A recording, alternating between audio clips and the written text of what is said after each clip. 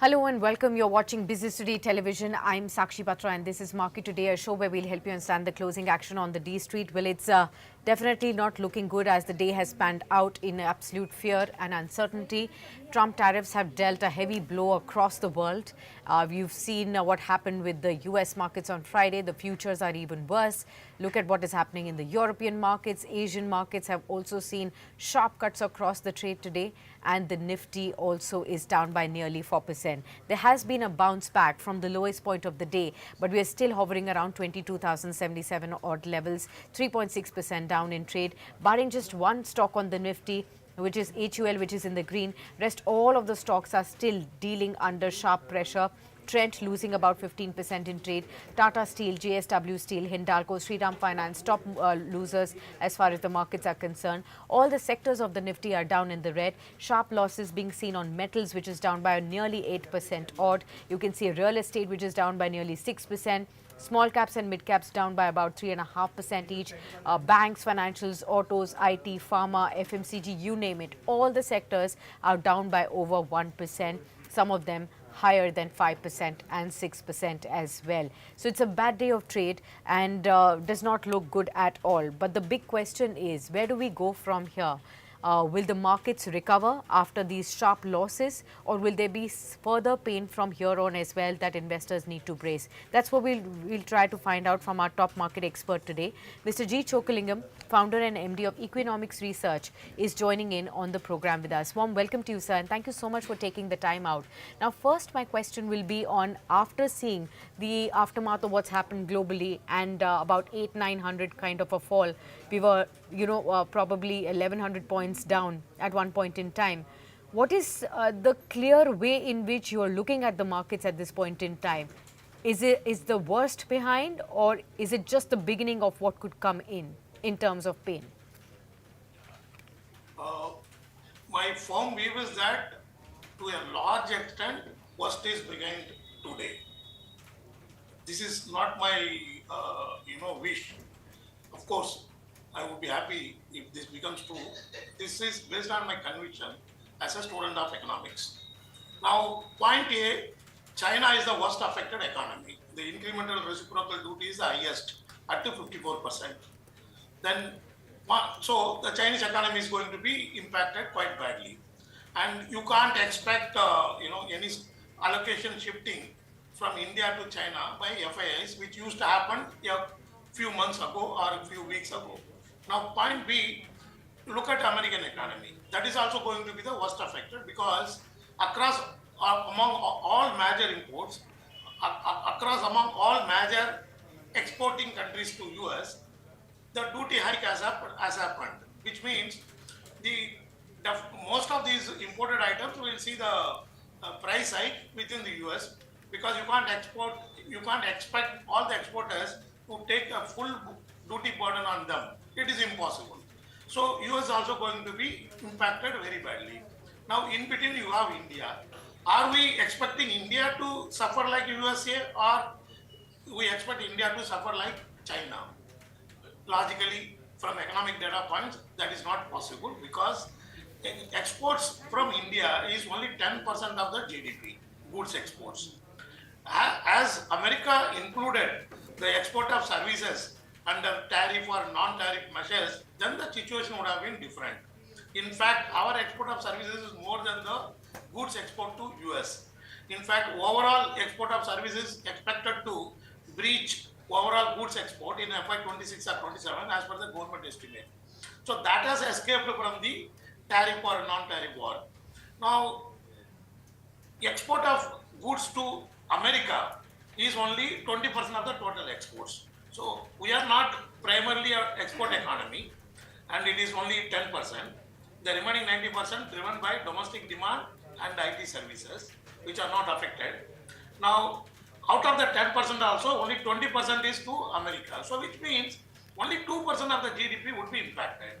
And are we expecting that the entire 2% to become zero? Not possible. So therefore, there could be some 30-50 BPS hit on the GDP. But now when coming to the stock market, is it that market has not discounted? We all knew that Trump is going to do this because Trump himself threatened many times.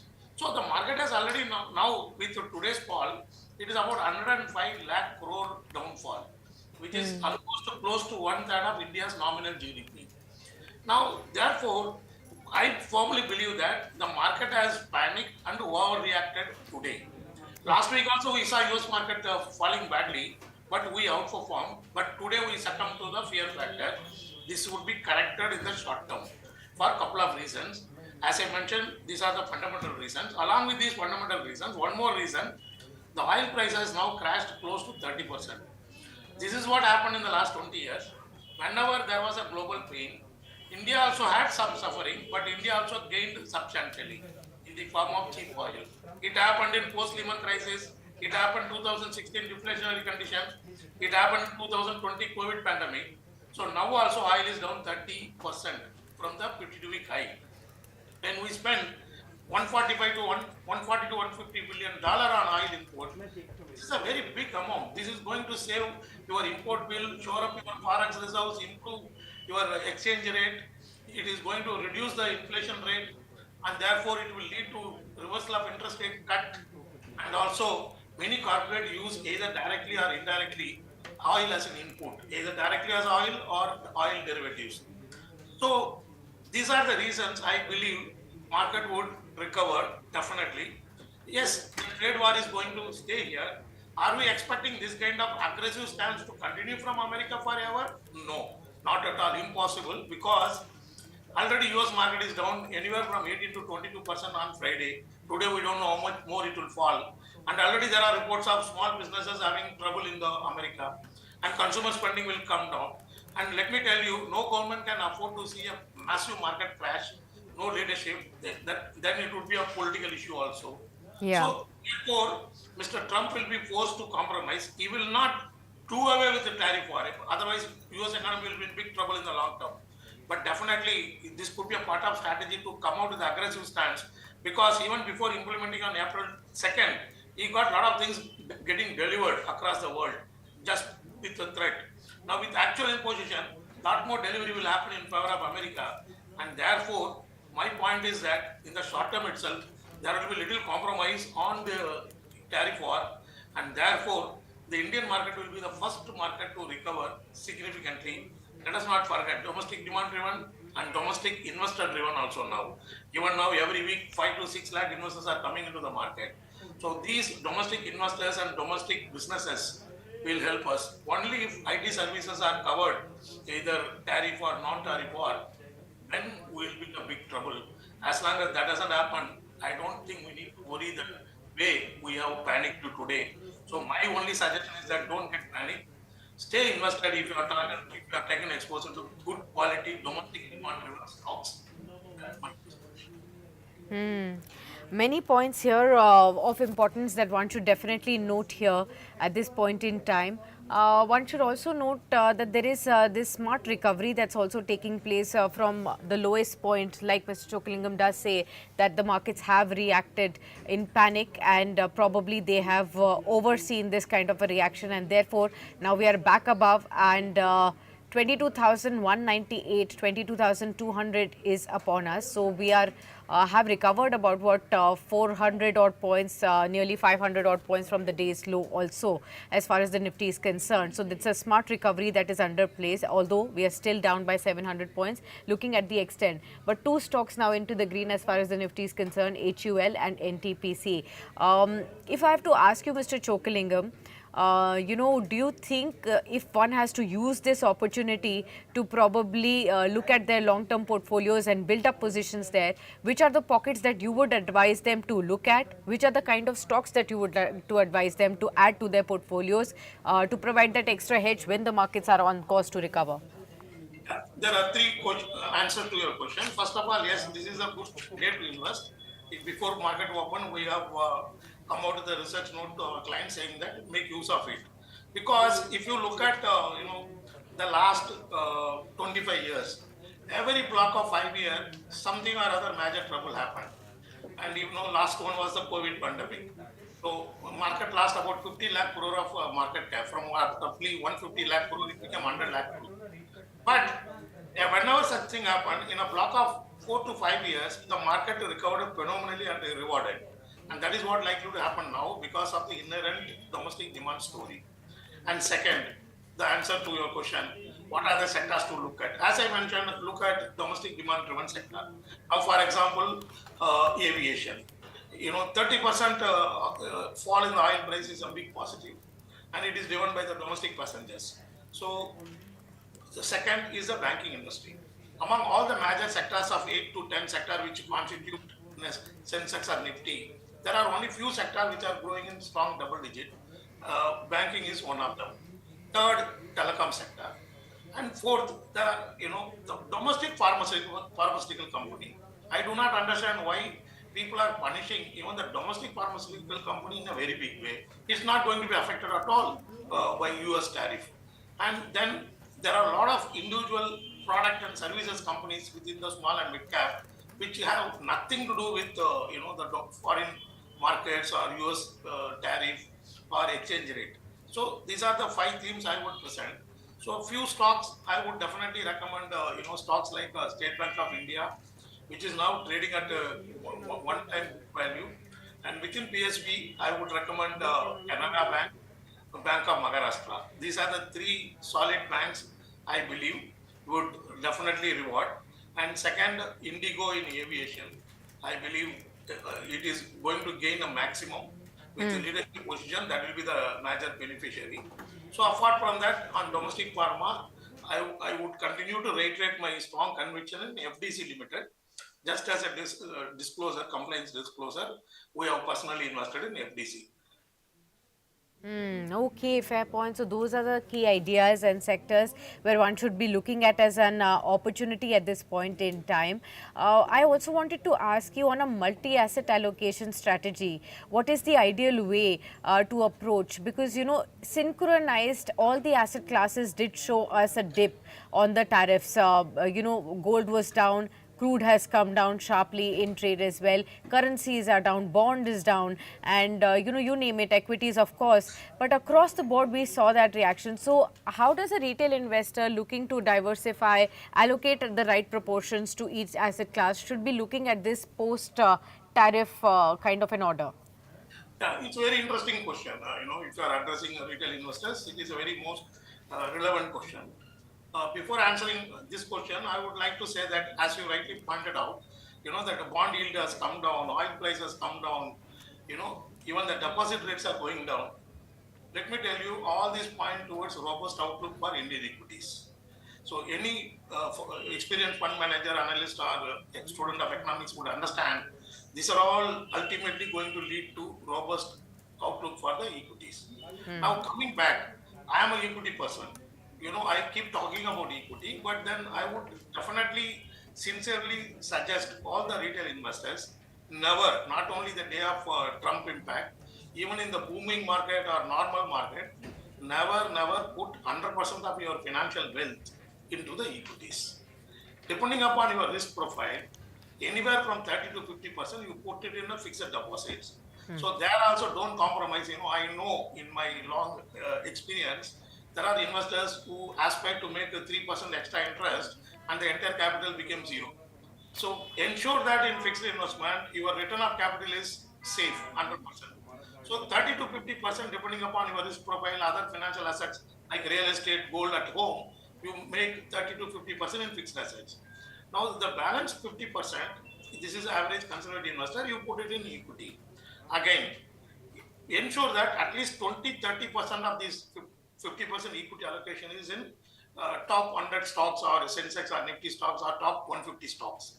Large cap, they don't guarantee the return or wealth, but they guarantee you that it is easy to exit when there is any panic in the market. And over a period of time, the index stocks always keep rising also. So therefore, I would say that out of equity allocation, that is 50% of your total wealth, so 20-30% you put it in, large cap on a base of 100. The remaining 50 to 70% you can put it in the small and large cap. And, this is the way you have to do it in your. So now, there are many investors, innocent investors, they put entire financial wealth into the equity. And there are many people who put the entire equity assets in just 2-3 stocks. When all 2-3 go wrong and then entire portfolio goes for a toss. So don't do that kind of mistake. Never compromise your wealth allocation.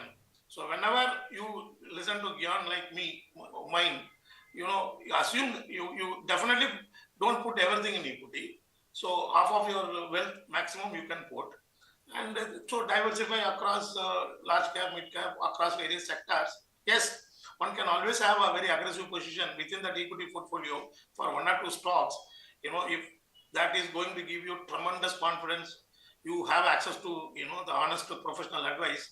Then one can put 2-3 stocks, even beyond 10% within this equity allocation, because that is a way to create a very solid wealth. And lot of small caps have created wealth, and they would continue to create. And I firmly believe that soon the compromise would be found. Little trade war will continue for 1 or 2 years, but some compromise will continue, and India will be the best economy to overcome this crisis because of inherent strength of domestic demand. Let me tell you one more interesting point, that last 4 decades we have been struggling to, consistently grow the trade surplus on the current account, but perennially we are into trade deficit most of the time. That limitation has become a boon time like this. So we are beneficiary, and we are also beneficiary of being unique country in terms of service contributing 65% of GDP, and service export also going to soon outweigh goods export. So these are the some unique, and then highly populated, and large investors are coming in. So don't get panic. And those 20-year experience is enough to understand what kind of opportunities are there. So correct your errors in allocations. I'm sure Indian market will continue to create wealth. Indian markets will continue to create wealth in the long run. That's the wisdom that is being shared after decades of looking at the markets and various cycles that have been seen. This is not the first time that you are seeing a market crash. We have seen it at least 5 times in the past, when the markets have fallen double the amount of quantum that we are seeing today, or triple the amount of quantum that we are seeing today. But every few years, after every crisis, the markets have only emerged stronger. That's what we have seen in the past, and this time it won't be any different. That's the belief that Mr. Chokkalingam has shared. Mr. Chokkalingam, in this, even if one is an opportunistic, even if one is an optimistic person, in this market, what is the caution point that you would like to advise? Even one has to deploy residual cash or whatever cash they are looking at opportunities, but where does the caution part really, that needs to be also talked about in this market? Certainly. Today, let me tell you, days of Warren Buffett is, not that much relevant now. What I mean, looking at ROCE, ROE alone is not helping you to make money. They will protect your wealth, equity wealth. But of late, the art has become more important than the science. When I say science, it's a fundamental. I'm not saying at all I am a fundamentalist in stock market, and I do follow that. What I'm trying to tell you is that sometimes money is made also in tactical approach, compromising on the P valuation. But the biggest problem is in the last 1.5 years, crores of new investors have come. They fully compromised on the fundamental valuation comfort zone. So that is why you see a lot of newly listed stocks, new age companies. Many stocks have wiped out 50 to 70%. Well, at times, even a fundamentally sound stock loses 50%. But then I have seen in the last 30 years, in 9 out of 10 fundamentally sound stocks, they come back and they reward you also. But here the problem, the one caution one has to take is the valuation. There are two types of stock. One is a growth stock, other one is a deep value stock. So deep value stock, it might be difficult for new investors to understand. But in growth stock, what they do, when they see, great company growing in a decent manner, they give exorbitant PE valuation. That is where a lot of new investors have lost a lot of money. So directly speaking, what caution you have to take, I keep repeating this on same channel several times, that if you are paying 100 PE, the intelligent investors see that profit grows 100% year on year, or you have the confidence that in future also it will grow 100% year on year. So I would compromise, and I would say that because if you follow this traditional intelligent investors guideline, you will miss a lot of opportunities in Indian market. So I am saying that if you are giving 100 PE, see that the profit can grow at least 50% year on year. So what has happened? There are many IT companies coming from reputed groups. They were commanding 50 PE, 70 PE. Profit was not growing even 10% year on year. And that is why they lost 40, 50%. And even 3 years back, investment has become 50% less now. So this is the single most, the caution I would give to all the new investors. You know, so don't compromise too much on the peg ratio. In a common sense approach, ensure that your P ratio, if it is 100, profit growth is at least 50, which means the peg ratio, the PE divided by profit growth ratio is not more than 2.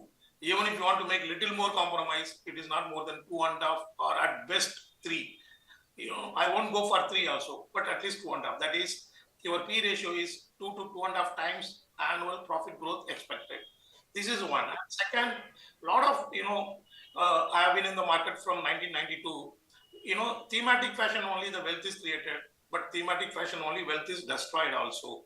Yeah. So a lot of things are played out in the market, but be very thorough that the company which you are buying, stock you are buying from a particular theme, really it belongs to that particular theme. There are many companies, trading companies, they keep changing their address, they keep changing their name, they keep changing their business model. They call themselves as a new thematic idea, But if you go to the balance sheet and see the schedules, there will be a lot of component of purchase of traded goods and the sale of traded goods. So this is the second, cautious approach I would advise to retail investors, particularly who are new to the market. These are the two things you understand and you become a disciplined investor. I am sure Indian market, you would start loving it, liking it, and you will be a beneficiary of this phenomenal Indian equity market. Let me tell you, we have more than 4,000 small cap stocks. Our small caps only have become a Nifty stock and even Sensex stock over the period of time. So there is a lot of wealth to be made, but there is no problem with the market. The problem lies in the hands of the new investors who are driven. I'm not blaming everyone. I'm talking about who make mistakes. The new investors who succumb to their anxiety and compromise on these factors, they are the one who lose heavily, and then they don't come back and they stay away for years. So these are the two cautious approach I would share from my learning. Absolutely valuable advice there. I hope everybody is noting all of this down. Also wanted to ask you, sir, from the FII's perspective, what do you think the stance is going to be towards India when we are talking about India's fundamentals, growth story, bright spot amidst all the tariff war talk? Of course, China has announced retaliation. Spain is now saying that all the retaliatory tools are in place. Major economies are going to be fighting, but we do not know what's India's stance going to be. There is an expectation that we are probably going to be approaching in a negotiatory fashion rather than a retaliatory fashion. That's the sense that we are getting. What do you think our FII is going to do in that respect, sir? Very interesting. 2-3 points I will tell you based on pure logic and history. First of all, in terms of geography, political reason, America cannot antagonize both India and China. It is impossible for America to have adverse relationship with both countries. So obviously India could be a choice for America. And second, as I mentioned about oil, it's a big game changer. It happened whenever oil crashed, rupee appreciated, and when rupee appreciated, the FIs have come back. That would happen, and the severe fall in the oil price, it helps the whole all-round improvement in the economy. Which I already explained, that would also happen. And third, even today, if you see, the FIs are sitting on market value of around $700 billion of worth of Indian equities. And if you go to the external balance sheet in RBI and see what is at the cost of their investment since 1992, accumulated cost, it could be somewhere around $200-300 billion. If not more than that. So what I am trying to say that Indian market is a place where they already tested. And let me tell you the recent historical learning also. So they get scared when market falls, but when they become bullish on Indian market when market starts picking up or recovering solidly. So they will come back. This is what happened to Lehman crisis. The Lehman crisis was American problem, not Indian problem. But our Sensex fell 22%. So they sold way down to 8,400 Sensex. But after 21,000 Sensex, they came back in a big way. So it happened many times. And also even individual stocks. There are many small caps, when they are available at 260, they don't buy. But when they become 6,000, they buy. Because they have some tactical approach, which I don't understand. So therefore, what I'm saying that don't worry, they will come back. They can't miss India. Now, recently there was allocation shift to China, but now with the 54% hike in the 2T, which is the highest among all the economies, it is very difficult for us to expect, they shift away from India again to China in a big way. So from all aspects, I believe India's story will be good in relative terms. We will have little pain, no doubt about it. We will fall once in a while, but medium to long term, the trend is going to be very, very impressive for Indian economy and market. Fair point. Well, it's been an absolute lovely conversation over the last 25 minutes odd with you, sir. And thank you so much for sharing all those insights on markets and what to really foresee from a long-term lens, both past as well as what could be there in future. And that's probably the best way how investors should be looking at the current crisis that's upon us. Remember, if you look at the chart of the Nifty, intraday chart itself will be looking very, very encouraging, although still deep in the red, 3% of a cut. But where from have we recovered is what you should be really seeing. We are almost at the high point of the day and we are ending at that point in time. Now, only 665 points of a loss on the Nifty. We are back above 22,240. Remember, the pre-open trade had indicated a 1,500 point of a cut on the Nifty. We opened about 1,100, 1,200 points lower. But look at it, we have recovered almost half of those losses towards the end of the session. Although still, a lot of those sectors still remain weak. We have all the sectors still down in the red. Metals still weak, 6.5% lower. Realty still weak, 5.7% lower. Autos, small caps, private banks, financial services, mid caps, IT, pharma, FMCG, all of these stocks sharply lower in trade. India VIX, sharp up move. You can see a 65% uptick on this one at 22.8. That's the fear gauge that has consistently moved up. Now, two stocks that end the show in the green. You have HUL and you have Zomato. That's buzzing in trade. 48 stocks end into the red.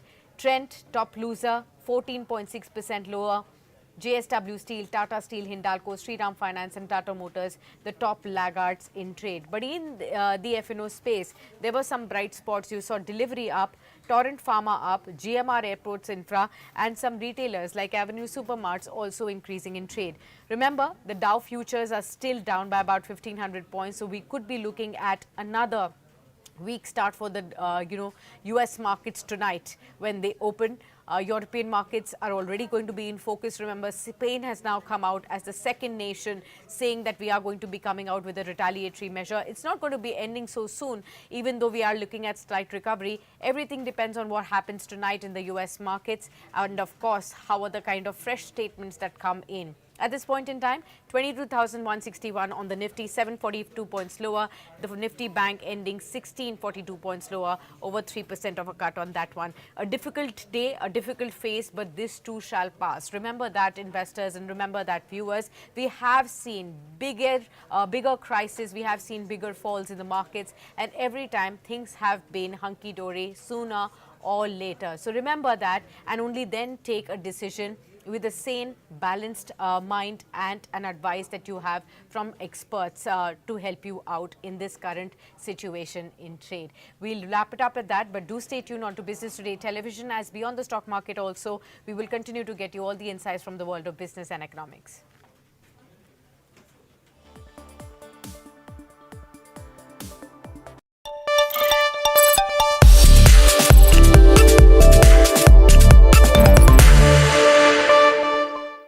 Kind of like a logical disconnect between the stories, the competing stories that your team is using.